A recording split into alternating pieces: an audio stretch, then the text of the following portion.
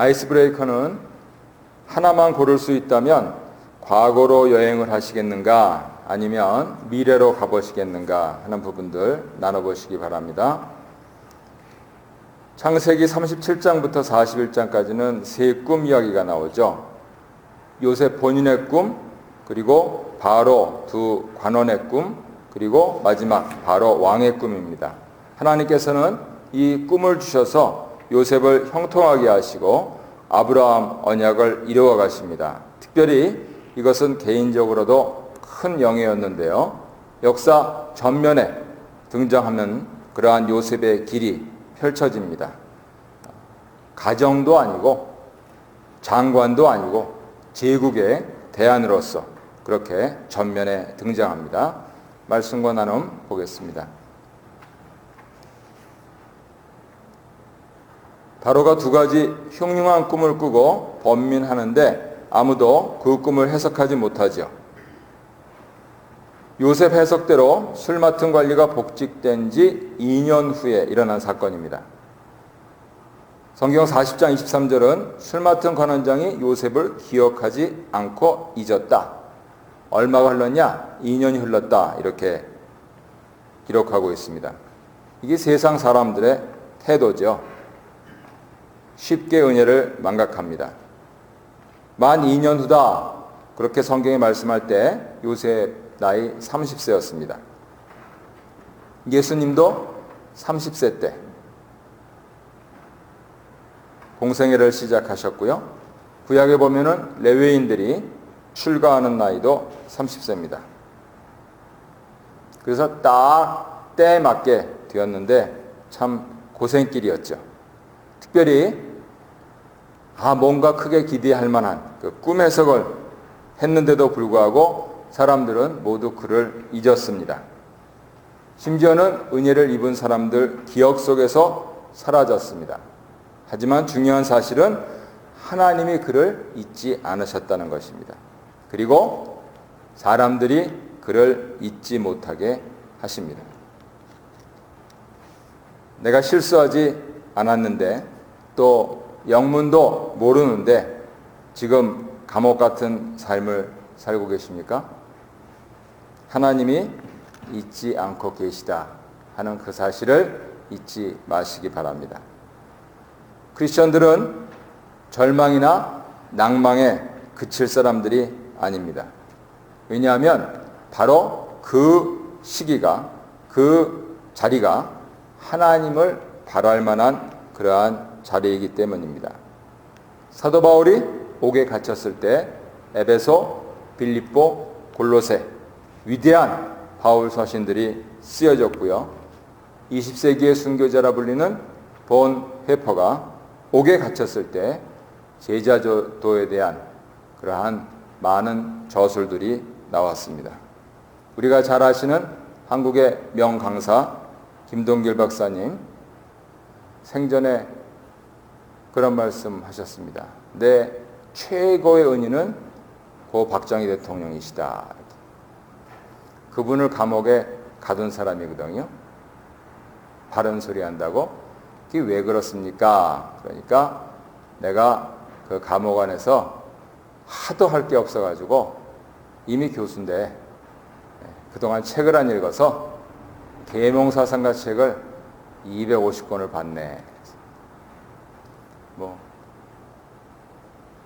그래서 그 후부터 연세대에서 강의하실 때는 그 1000명 들어가는 서양 사상사 강의하실 때 여러분들이 대학 4년 동안에 250권을 읽으면 나보다 나아질 수 있습니다.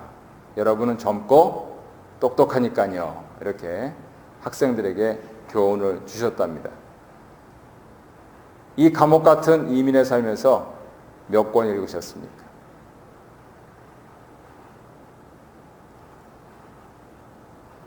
그래서 하나님께서 우리가 갇혀 있을 그때를 잘 선용하도록 그렇게 격려를 해주시는 말씀으로 오늘 말씀을 받으면 좋겠습니다. 2번 보겠습니다. 해몽하기 힘든 꿈을 겁먹고 꿨습니다. 그래서 바로는 마음이 괴로워서 술객과 박사들을 불렀는데 아무도 해석을 못했습니다. 대안 제시는 고사하고 해석을 못했습니다. 그러니 이 최고 통치자가 얼마나 더 괴로워졌겠습니까? 원문을 7절 그대로 번역하면 바로가 깼다. 그런데 보라, 휴, 꿈이었다. 이렇게 번역할 수가 있습니다. 한밤에 꾸었는데 거퍼 꾸어가지고 너무나도 생생하고 또 흉측한 그러한 꿈이었습니다. 제국을 다스리는 분이니까 영민하시죠. 배운 것도 많으시고 이 뭐 코드가 숨겨져 있구나. 처음에 좋은 것이 나오는데 그 다음 나쁜 것이 나오고 나쁜 것이 좋은 것을 잡아먹는데 전혀 좋아질 기미가 안 보이고 이게 뭐냐. 더구나 그 배경이 자신이 통치하는데 반드시 있어야만 되는 나일강이었습니다. 그래서 궁금하셨죠. 그런데 평생을 연구하고 공부하신 술객 박사들이 해석조차 못하다니 난 누구를 믿고 산단 말인가 이런 생각이 드셨을 겁니다. 모두 이 한 꿈 앞에서 무기력해졌습니다. 이것은 바로 그리고 이집트로 상징되는 그 파워, 특별히 force죠.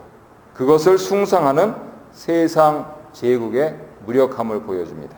동시에 역사를 운행하시고 미래를 주관하시는 분은 오직 하나님 한 분. 그분이 직접 사람을 만나주시면 사람이 다 쓰러져 없어지기 때문에 대신 하나님께서 우리로 하여금 영생하도록 주신 그 하나님 말씀, 그 말씀만이 있을 뿐이다 라고 하는 사실을 분명히 보여줍니다. 묵상하는 교회로서 우리가 말씀에 천착할 때에 하나님께서는 우리의 미래를 반드시 보장하십니다. 한 가지 기독교인의 꿈은 잘 해석을 해야 되는데 말씀이 있기 전에는 꿈이 계시의 중요한 통로 가운데 하나였습니다. 하지만 그때도 꿈은 분별해야 되는 것이죠. 요셉의 꿈도 해석할 여지 없이 분별해야 되고요. 두 관원의 꿈은 해석되어서 분별돼야 됩니다. 왜냐하면 적용을 잘못하면 틀리거든요. 똑같은 스타일로 나오는데 술 맡은 관원장, 떡 맡은 관원장 거를 잘못 적용하면 안 된다는 거죠. 그래서 그 부분들을 조심스럽게 분별해야 하고 이제 바로 왕의 꿈은 해석도 정확하게 해야 될 뿐만 아니고 분별해야 될 뿐만 아니고 제국의 일이기 때문에 대안을 제시를 해야 됩니다. 그게 하루아침에 이루어지는 것이 아니죠. 그래서 내가 말씀 1년 봤다, 3년 봤다, 10년 봤다. 예, 이제 조금 끌적끌적 거리는구나. 우리 새벽기도 나오시는 분들은 그래도 우리 교회 코어 멤버라고 생각해서 주일날에는 말씀 못 드리는 표현을 쓴다면 이제 어떤 분들이 우리 교회 오셔가지고 아이 소문은 좀 듣고 그래가지고 왔는데 이게 뭐 별거 없구만. 만약 그렇게 말씀을 하신다면 이제 이렇게 대답해 주시면 됩니다. 당신 15년 다녔냐? 일단 앞에 서 있는 저 목사부터 15년 만에 위임받았다. 목사들 간지 1년 안에 다 위임받습니다. 물론 요새는 3년 못 돼서 위임받고도 떠나는 사람들이 많아서 문제인데 옛날 목사님들은 안 그랬거든요. 위임받으면 생명 걸고 그 자리 지켰습니다. 그래서 잘 역사를 모르시는 분이 뭐 이러냐? 이렇게 말씀하시면 너 15년 다녔냐? 이제 그것의 중대한 사건이 실은 10월 달에 우리 교회의 중요한 행사였던 것이죠. 그래서 그런 차원에서 하루아침에 이루어지지 않습니다. 인생 그렇게 해서 3번 굴러가면 40번이면 정말 최장수하는 겁니다. 그랬을 때 내가 1년 해보고, 아니 1개월 해보고, 아니 열흘 해보고, 뭐가 이게 뭐냐, 그런 얘기, 말도 안 되는 얘기 하지 말라는 겁니다.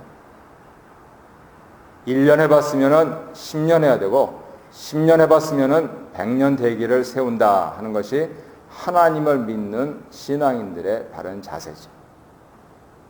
그래서 그런 차원에서 거시적으로, 역사적으로 생각해야 된다 하는 것을 요셉의 관련된 꿈을 통해서 다시 한번 깨달을 수가 있습니다. 이제 구체적으로 하나님께서 그를 역사 전면에 내세우시기 위해서 한 사람을 다시 등장시키십니다. 바로 술 맡은 관리였죠. 2번 보시겠습니다. 어찌할지 모르는 왕 앞에 이 술 관원이 나타나서 만 2년 전에 요셉이 자신의 꿈을 해석한 이야기를 바로에게 바로 전합니다. 이러므로써 요셉은 꿈꾸는 자에서 꿈을 해석하는 자가 되었다가 꿈을 성취하는 자의 자리에 오르게 되죠. 다만 여전히 선입견은 있어서 이 관원은 요셉을 히브리 청년으로 소개합니다. 히브리 청년이란 표현은 보디발의 아내가 자기가 잘못하고도 보디발에게 그렇게 참소할 때 썼던 히브리 종, 그것처럼 요셉을 비하하는 표현이었습니다. 하지만 왕 앞에서 한없이 낮게 표현되었던 이 히브리 청년이 왕을 넘어서서 그 나라의 대안으로 대두되고 하나님께서 그를 준비시키셨던 것이죠. 바로 하나님은 바로의 꿈을 통해서 그를 역사 무대에 서게 하시는 겁니다. 이렇게 놓고 생각하면 요셉에게 있어서 감옥은 좌절과 절망의 자리가 아니었습니다. 오직 하나님만 바라고 있을 때 그는 불과 2년 전에 장관급을 보좌할 수 있는 지혜를 갖추었지만 이제 겨우 2년이 지났는데도 불구하고 왕을 보좌하면서 국사를 담당할 총리로서 앞으로 다가올 대기근에 대처할 수 있는 능력을 습득한 것이지요. 하나님은 감옥 안의 요셉을 계속 형통케 하셨습니다. 사람들이 선입견으로 자꾸만 그거 뭐 볼 거 있냐 그렇게 얘기들을 하는데 그냥 감옥이 아니었잖아요. 친위대장의 감옥이었잖아요. 잡범들이 들어오는 데가 아닙니다. 왕의 노여움을 산 귀족들, 관리들이 모인 곳입니다. 자신이 평생 연구해도 안 될 거를 한 손에 쥐고 있었던 사람들을 잘 섬겨줌으로써 그들이 평생에 걸쳐서 습득한 것을 그 안에 있는 몇 달 안에 전부 자기 것으로 소화해내고 또 그 사람들의 시대는 갈지 몰라도 그것을 바탕으로 해서 새롭게 창조되는 대안으로서 지혜로서 이제 국사를 담당할 수 있는 퀄리티를 갖게 되는 것이죠. 이런 의미에서 볼 때 신앙인들은 현재 고난에 어떻게 대처하고 있는가 스스로 자문할 필요가 있습니다. 별거 아니다. 그게 치부하십니까? 아니면 어떻게 돌파해 볼까? 노심초사하십니까? 아니면 다른 이들은 어떻게 하는지 관심을 기울이십니까? 아니면 왜 뭐가 이렇게 굴려가냐고 이게 뭐냐고 그렇게 불평하고 있으십니까? 지금 우리 교회에서 했던 DISC 식의 질문을 드린 겁니다. 내 성격이야 어떻든 그리스도인들은 하나님 말씀에 집중하고 기도하고 찬양하는 것만이 살 길입니다. 감사할 조건이 아무것도 생각이 안 나도 내가 지금 생존하고 있는 것에 감사하고 하나님을 찬양하면 하나님께서는 뚜렷한 감사의 상황을 연출해 주시는 것이죠. 그것을 간단하게 표현해서 감사에 감사를 더하게 하시고 왜 2014년, 2015년 생일자를 위해서 기도드리겠습니까? 환우들을 위해서는 당연히 병 낫기를 위해서 기도하고 건강하시기를 기도하는데 왜 생일자를 위해 기도하겠습니까? 하나님께 생일을 감사하시라는 겁니다. 아직 내가 무덤에 들어가지 아니하고 이렇게 살고 있음에 이 세상에 바랄 것이 많아서 그런 것이 아니고 내가 살고 있음에 내가 지금 살고 있는 것이 내가 영생할 근거이기 때문에 그것을 감사 못하는 사람에게는 다른 감사는 아무리 줘도 보이지가 않습니다. 마치 노처녀에게 하나님께서 이미 다 후복감 지나갔는디? 이래 말씀하시는 경우죠. 힘들고 어려울수록 감사를 할 줄 아는 사람이 바로 성도들인 것이죠. 마지막 문제 보겠습니다. 술 맡은 관리는 꿈 해석을 위해 요셉을 추천합니다. 이 관리는 큰 자책 속에서 과거를 생각하면서 왕에게 소상하게 알렸습니다. 왜냐하면 이것이 국가 중대사였다고 판단되었기 때문입니다. 관원은 자신의 목이 아닌 왕권과 국운이 달려있다는 분위기를 감지한 것이죠. 그래서 자신이 꾼 꿈이 징조가 있는 꿈, 즉 해석에 필요한 꿈이었고 요셉의 해몽대로 정확하게 이루어졌다 하는 사실을 강조했습니다. 하나님께서는 이 꿈이라고 하는 매개체를 통해서 술 맡은 관리의 이의 기억을 되살려 주셨고 요셉이 바로 앞에 나가서 그 해석을 하면서 석방될 뿐만 아니고 총리로 우뚝 서는 중요한 모티브가 되게 하셨습니다. 말씀 묵상을 하실 때 본문이 상황이 가족들이 계속 같은 주제로 말하고 행동하면 바로 실천 기도를 올리는 것이 지혜입니다. 괜히 노처녀 되지 마시고 이 시간 함께 기도를 모았으면 좋겠습니다. 진리를 배반하듯 보이는 암담한 현실 속에서도 낭망하지 않고 우리 내일을 열어가실 하나님을 신뢰하면서 주어진 하루를 믿음으로 살게 해주십시오. 우리 공동체를 떠난 사람들, 그분들도 주의 가호받기를 빌면서 그보다는 지금 여기에 함께 있는 사람들이 진정한 하나의 공동체를 이루어가도록 나 먼저 손을 뻗치겠습니다. 나 싫다 버리고 간 예대인 생각하지 말고 지금 내 옆에 있는 사람 잘 챙기라 그 소리입니다. 그게 가족이지요. 그래서 함께 하나님을 의지하면서 바로 내 옆 사람 더 사랑하겠습니다. 그렇게 함께 기도 모으시고 개인 기도로 계속하도록 하겠습니다.